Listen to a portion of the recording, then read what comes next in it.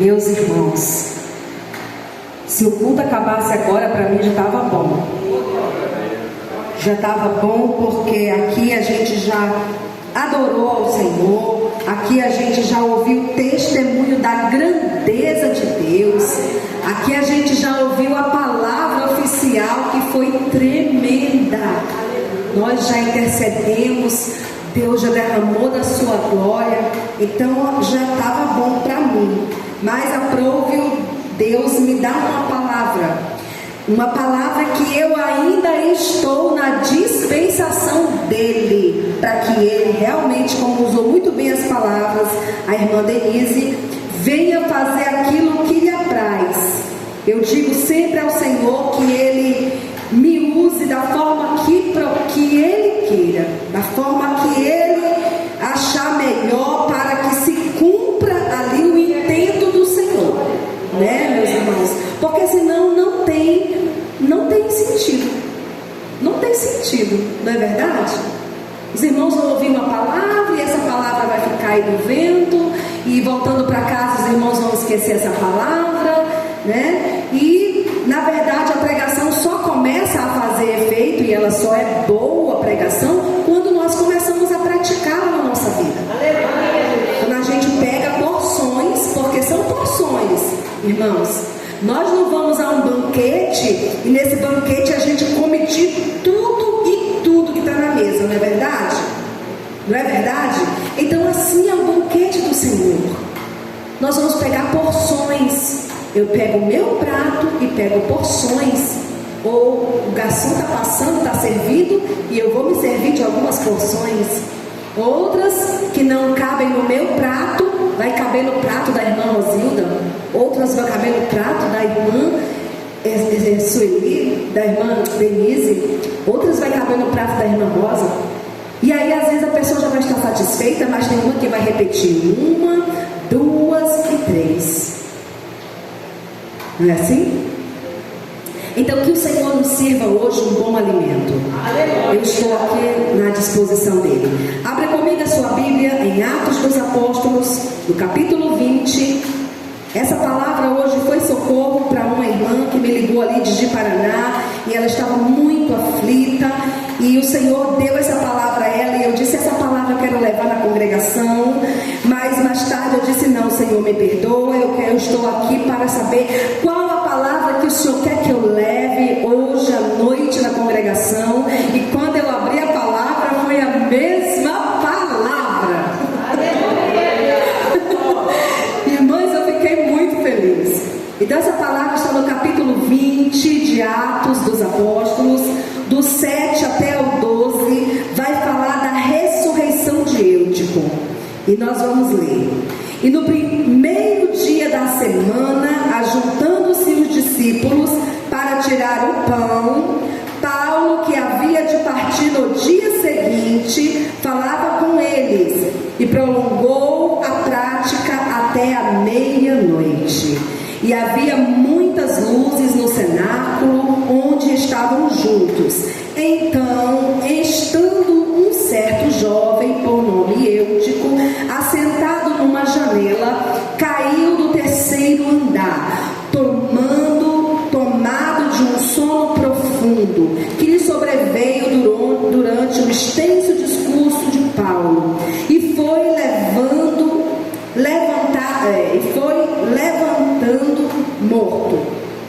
levantado morto.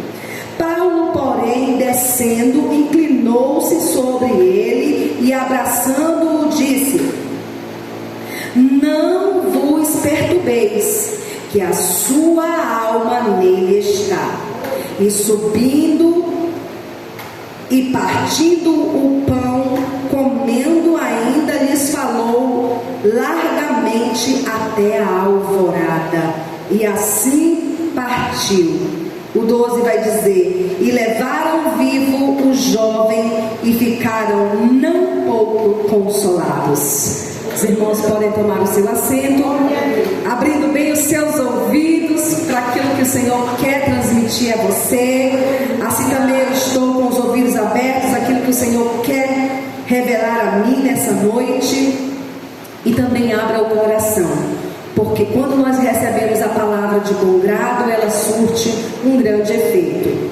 Meus irmãos, nós estamos falando de um homem que esteve se preparando muito tempo para ser um dos maiores rabis, para ser um dos maiores mestres em Israel, e ele alcançou esse posto. Era um homem sábio, um homem poliglota, um homem que foi escolhido pelo próprio Deus para pregoar a sua palavra. Um homem que não precisou de ser ordenado ali pelos pastores, pelos líderes da igreja, mas ele foi comissionado pelo próprio Jesus no caminho de Damasco. Todos nós conhecemos a história de Paulo, que se transformou em Saulo. Paulo, que significava um grande homem, e Saulo, que significa um homem pequeno.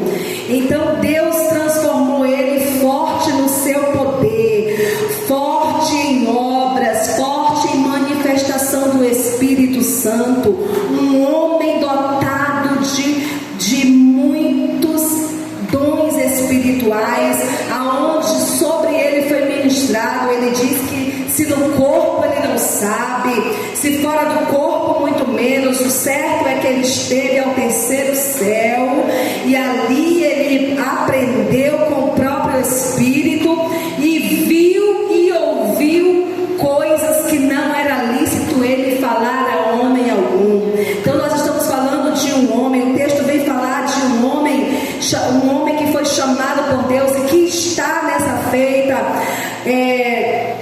na sua terceira viagem missionária. Um homem que ele está totalmente entregue à sua chamada. Ele não está ali passando um tempo, ele está ali se organizando já para fazer mais um retorno, né? mais uma viagem. Ele está ali se preparando, porque a palavra vai dizer que no dia seguinte ele estava se preparando para partir. Então ele aproveitou aquela noite para ter comunhão com os irmãos, para partir o pão, e ali está ministrando algo da parte de Deus à igreja, né, que estava naquele lugar. E nós vamos ver que este jovem estava ali. A Bíblia não dá idade a esse jovem. A Bíblia não vai falar a sua idade. Alguns historiadores vão dizer que ele vai ter entre 7 ou até 14 anos, nesse entremeio. Não tem-se certeza da sua idade, mas a Bíblia vai relatar que ele era um jovem. Então vamos dizer que ele era um jovem como os nossos jovens aqui da igreja, e ele estava naquela reunião. Então este jovem está a ouvir uma pregação que com certeza era uma pregação impactante, era uma pregação que era para deixar qualquer um assim parado, atento, saboreando, comendo, enchendo a barriguinha, enchendo-se de informações boas, porque Paulo era um homem que era totalmente espiritual. Aleluia. Mas nós vamos ver que o discurso de Paulo, ele se prolonga até meia-noite, e nós vamos ver que este jovem, pelo relato da palavra, vai cair da janela do terceiro andar, com certeza morto, né? Morto, caiu do terceiro andar, dormindo, morto. O Senhor foi me levando para um viés de que nós aprendemos que a vida do Senhor se dará num abrir e fechar de olhos, e que o relógio batendo meia-noite é a hora que o Senhor virá, né? Também nós sabemos que meia-noite é aonde as que estavam ali, as virgens, as 10 que estavam ali preparadas para encontrar o noivo, elas adormeceram também na espera do noivo.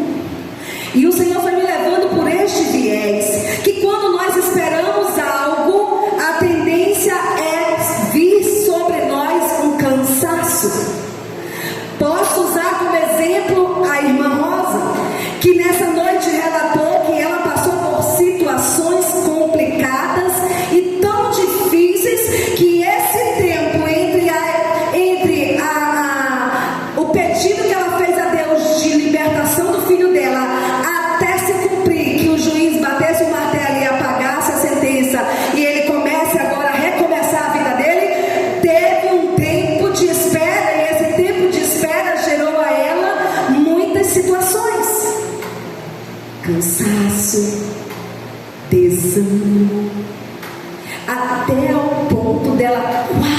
quase desistir. Mas não desistiu. Por quê, irmãos? Quando nós vamos falar de janela, uma janela, ela abre para nós um campo externo. A janela, ela abre um campo externo para quem está dentro, e para quem está fora abre um campo interno. No caso de Eutico, essa janela abre um campo externo. E este menino estava ali, este jovem estava ali, ouvindo a palavra do Senhor, estava no culto, estava ali em comunhão, e haver partido pão. E ele acha tempo para dormir na janela. Não havia bancos ali? Será que não havia lugar para sentar dentro? Ele estava na janela. Janela é lugar de distração. Janela é lugar que a sua vista vai correr e a sua imaginação vai ir por muitos lugares, vai tirar você do foco. Janela é lugar aonde leva você para fora, aonde a atenção tinha que estar totalmente dentro daquela reunião. A janela abriu para ele uma visão de fora. A janela da distração foi aberta para Eutico naquele momento. Você sabe quem abre as janelas quando nós estamos numa reunião espiritual como essa? Quem abre as janelas para nos distrair é o inimigo de nossas almas. Ele vai abrindo a janela do sono, ele abre a janela da distração, ele abre a janela que rouba nossos pensamentos lá para fora. Sempre a intenção é tirar nós do culto, colocar a gente no externo, longe. Alguém está falando, alguém está pregando, e nessa feita é Paulo, mas aquele jovem acha algo interessante fora. Essa janela, ela pode se abrir ocultamente dentro de cada um de nós. Olhe só a necessidade que nós temos de ficar longe das janelas. Olhe a necessidade que nós temos de observar uma janela aberta. Tranque a janela. Feche a janela. Feche a janela. Porque a janela, ela produz distração. A distração produz sono. E o sono produz morte. Queda, morte. Dormiu, adormeceu. Eu quero dar um exemplo aqui de Sansão. Sansão tinha um segredo. Sansão tinha algo guardado dentro dele. Ele não poderia revelar a ninguém, porque era a chave da sua força. Era o seu segredo com Deus. E Sansão, ele vai abrir essa janela. A janela da tentação chegou. Ele gostou. Sansão foi derrotado quando ele estava lá naquelas muralhas? Não, irmãos. Ele foi derrotado enquanto ele dormia. Porque foi dormindo que Dalila foi lá e lhe cortou os cabelos. E foi dormindo que Dalila foi lá e lhe podou os cabelos. E aí lá se vai o segredo, lá se vai a força, lá se vai a vida, lá se vai um projeto grandioso por causa de uma janela aberta. Eu costumo dizer para o meu esposo: meu bem, você está cansado, exausto, vai descansar um pouco, durma. Vá dormir ali dentro. Não vá para a igreja assim, porque é perigoso. Porque nós estamos numa batalha espiritual. Quando nós saímos de casa para vir à igreja, porque não é um culto normal, não é uma reunião normal, é uma reunião que pode se decidir uma vida aqui hoje. E nós que estamos aqui dentro, nós fazemos parte dessa atmosfera. Nós fazemos parte desse algo que pode se transformar em coisa grande.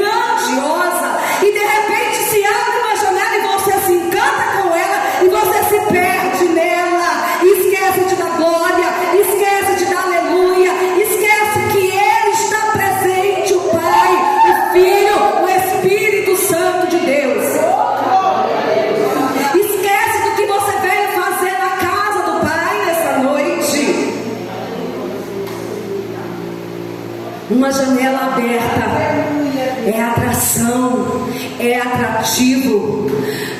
Feche ela, feche. Ela está ao seu alcance. Cada um de nós sabe quantas janelas se abrem no culto, quantas se abrem no culto para levar nossa mente, e nós vamos só fechando. Está ao nosso alcance, mas eu digo, não fechou. E indo pelo viés que o Senhor me levou, o Senhor Ele me levou porque nesses últimos dias, meus irmãos, a igreja está distraída com muitas janelas. Abriu-se muitas janelas, a qual tem encantado a noiva do Cordeiro, tem encantado a noiva do Cordeiro. São muitas janelas que têm levado a distração da noiva, e a noiva tem esquecido qual é o seu lugar na espera do noivo. A pregação de Paulo se estendeu até meia-noite, irmãos, já está dando quase meia-noite, já é quase meia-noite, Jesus já está quase voltando. As distrações, nós precisamos fechar a porta das distrações, do que nos afasta de Deus, do que nos afasta de Jesus, do que nos envolve e nos leva para longe da casa de Deus. Irmãos, se é luta que nós vamos ter, então abra seus olhos, abra seu coração, abra seu ouvido e entenda que você está literalmente guerreando, está no meio de uma batalha, a qual todos os dias você vai ter que botar o pé e dizer: tô indo, tô indo, tô indo. Eu vou, eu tô indo. Ontem estive no velório de uma amiga, de uma irmã em Cristo, que por 30 anos foi regente do círculo de oração. Nós nos conhecemos muito jovenzinhas ainda. Creio que ela tem 6 anos mais que eu. Então digamos que ela com 11 e eu com 7, né? E eu já conheci ela dentro da Assembleia de Deus, já servindo Jesus com alegria, já cantando, já adorando. E eu passava pela frente da igreja e eu parava para ouvir, que eu gostava de ouvir. Estive ontem lá cantando no velório dela. Jesus chamou ela de volta para casa aos 56 anos de idade.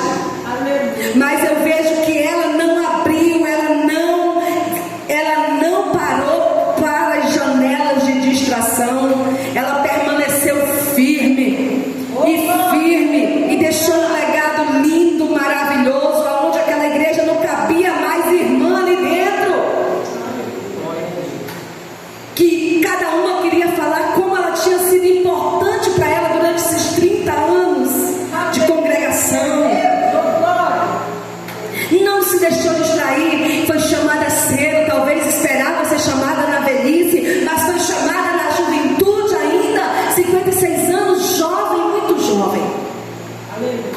Irmãos, o Senhor está abrindo essa palavra nessa noite para dizer: eu não falo a quem não veio, eu estou falando à igreja que está aqui sentada.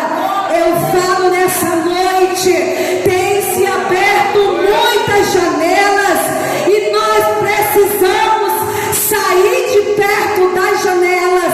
Nós precisamos fechar as que estão ao nosso alcance, e aquelas que não estão ao nosso alcance, nós precisamos nos afastar da beirada, precisamos nos afastar do parapeito, precisamos nos afastar do perigo. Terceiro andar, janela aberta, é perigo, e a juventude sempre está à beira do perigo. A juventude pode não ser um jovem, pequeno jovem, mas pode ser nós. Satanás sempre vai colocar o perigo, Satanás sempre vai colocar as dificuldades. Eu me lembro naquela manhã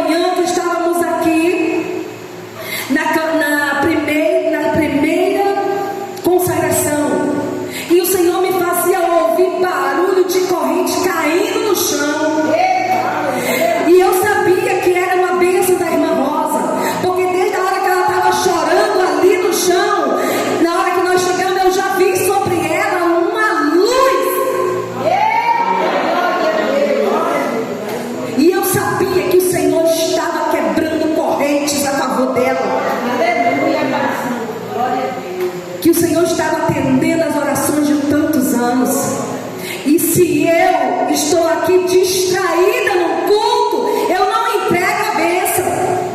Aleluia. E se ela está distraída no culto, ela vai dizer: irmã, tá doida, porque meu filho está ali, já foi para lá várias vezes, já saiu, já voltou, é só mais uma vez. Mas ela fechou a janela da incredulidade e ela recebeu, porque naquele dia ela recebeu. Não só ela recebeu, como todos que quiseram receberam. Foi bênção. Culto é lugar de adoração, irmãos. Aleluia. A nossa vida, a nossa caminhada cristã é lugar de atenção, torre de vigia. Aleluia. Nós fomos chamados por atalaias. Nós estamos vigilantes. Que isso, irmão? A palavra diz que nós temos que ser simples como as pombas, mas temos que ser imprudentes igual as serpentes. Porque é uma questão de sobrevivência. É uma questão de sobrevivência. Se a distração é uma janela que cabe na minha mão, se a distração é uma janela que cabe na minha mão, que abre uma janela grande, feche ela, feche ela.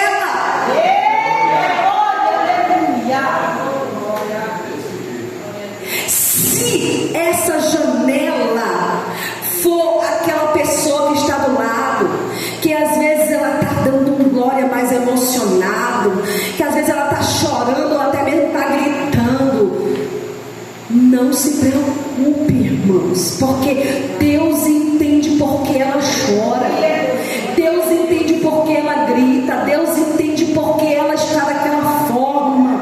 Só Deus sabe quantas janelas ela fechou e ali ela está expressando alegria diante de Deus. Certo é, irmãs e irmãos, que essa palavra me foi levada grandemente para a volta de Jesus. E as distrações que nós estamos enfrentando ao longo dessa espera. Ao longo dessa espera, abre-se muitas janelas de distrações.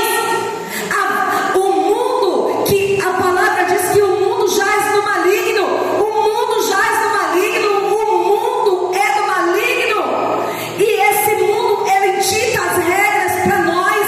E sem perceber, nós vamos pegando essas janelas e vamos nos deixando atrair por elas.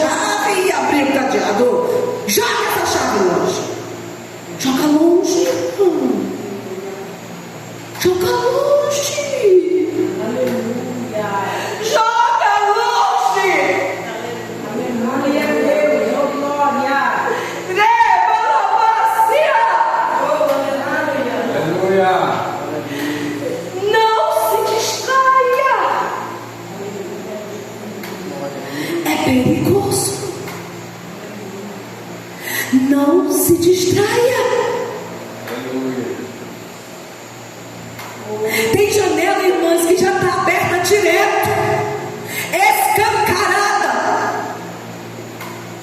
já emperrou. Você não se incomodou de fechar logo, já emperrou, criou ferrugem, está lá o trem aberto.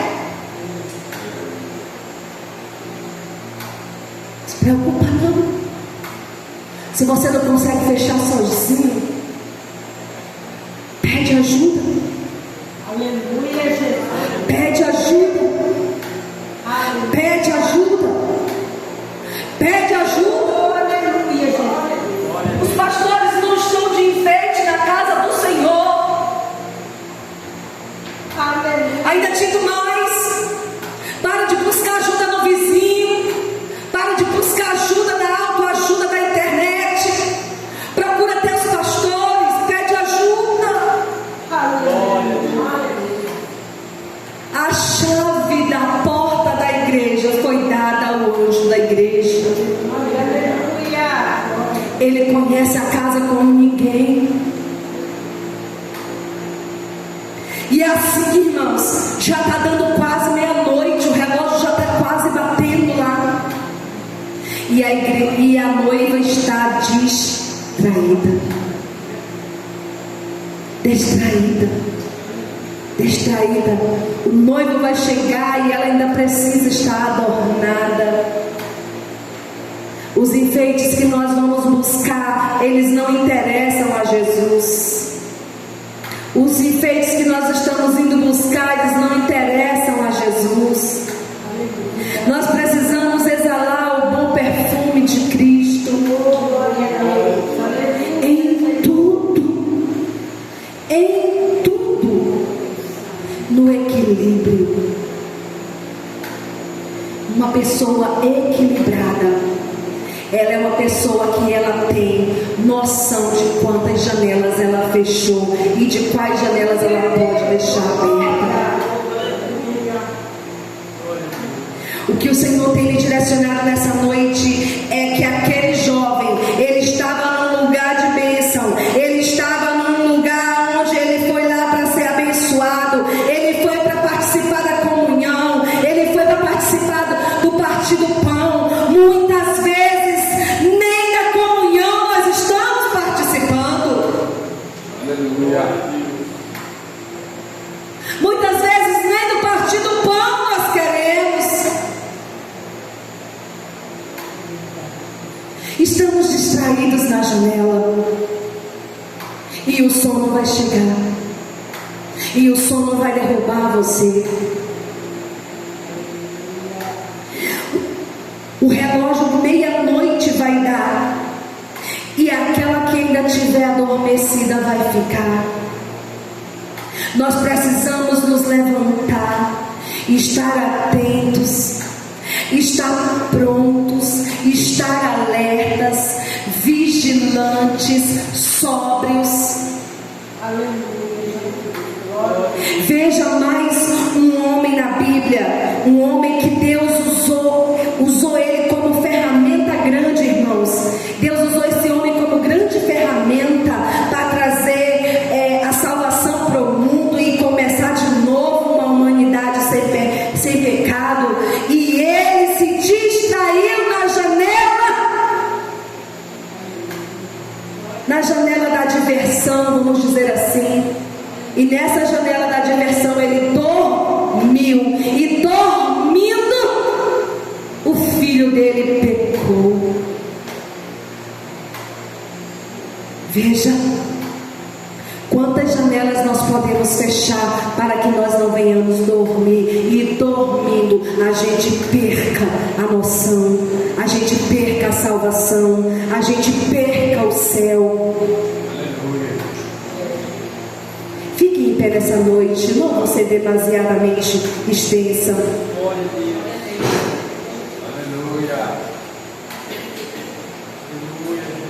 A essência da palavra é essa, irmãos. Fechemos as janelas que